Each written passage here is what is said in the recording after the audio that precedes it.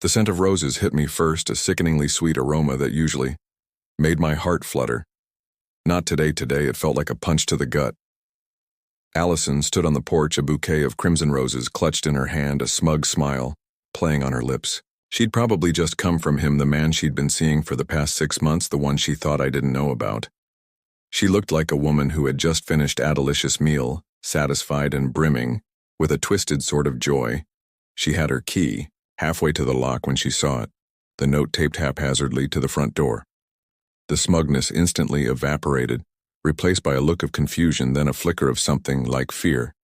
She froze, her hand suspended in midair, the roses drooping slightly. Good. Let her sweat. I watched from the living room window, a glass of scotch swirling in my hand, the amber liquid mirroring the turmoil inside me.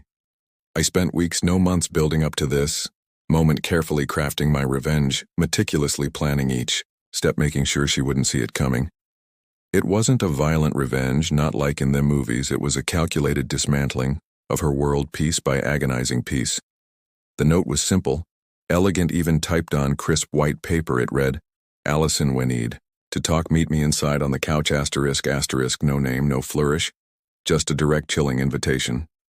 She hesitated for a moment, glancing around, probably wondering if I was watching.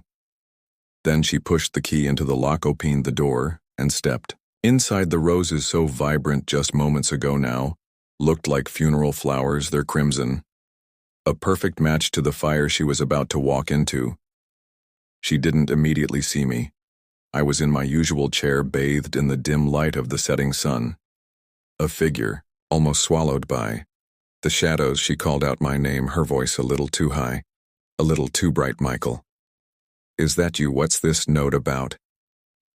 I let her stew for a moment, letting the silence stretch out thick and heavy.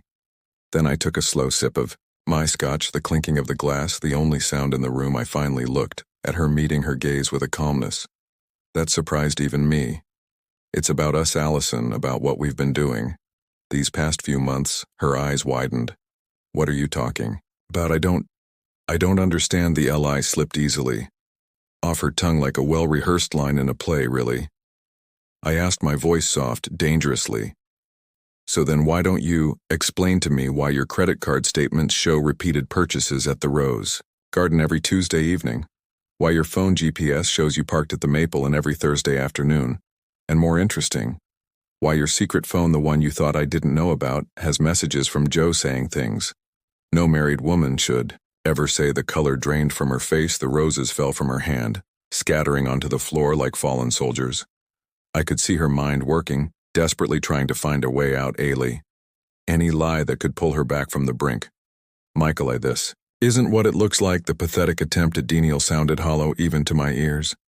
I picked up the remote and pressed play. The TV screen flickered to life, showing a video of her laughing, her face flushed, her hand in Joe's.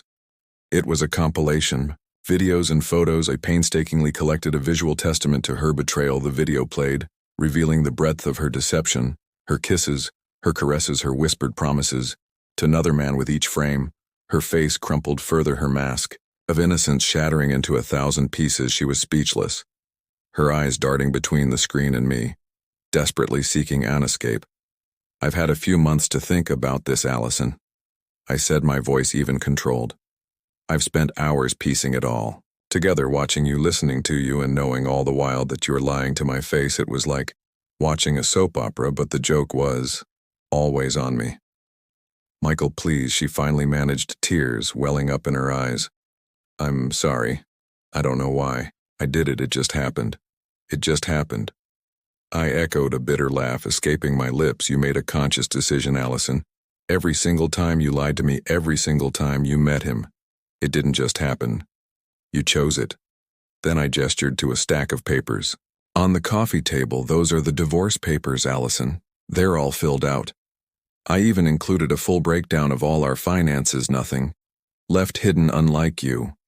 I've taken the liberty of hiring a lawyer. She'll be in touch with you tomorrow. We'll finalize this all quickly and painlessly for me." Least she stumbled toward me, reaching for my hand. I recoiled as if I'd been burned. "Michael, please, we can work through this. We can go to therapy. We can. I love you. You love me." I said the words, Dripping with sarcasm, you have a very strange way of showing it. The love you showed me was nothing but a lie. You were playing a role, and now the curtain has closed, the play is over. I stood up, towering over her, the last vestiges of sadness replaced by a cold, detached fury. But you're not going to be left completely empty-handed.